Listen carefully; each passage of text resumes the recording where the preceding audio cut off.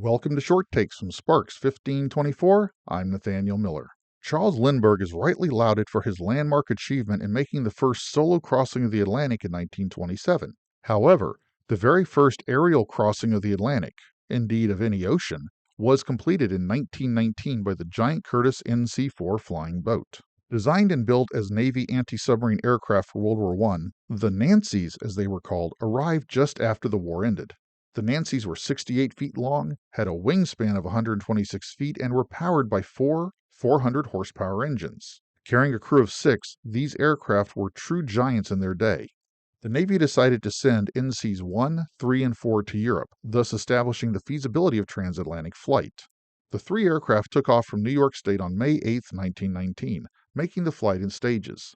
To aid in navigation, the Navy had a line of ships stretching across the ocean using searchlights at night and smoke columns by day to guide the aircraft.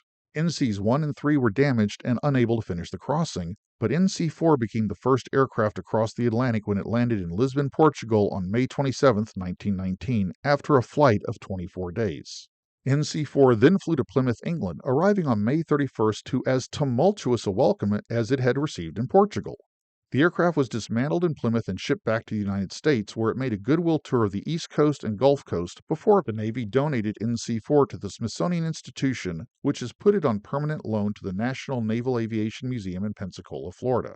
Only 50 years later, in 1969, man would walk on the moon, an engineering feat whose origins are rooted in this colossal wood, wire, and fabric aircraft. This has been Short Takes from Sparks 1524. Have a great Navy day and go do great things.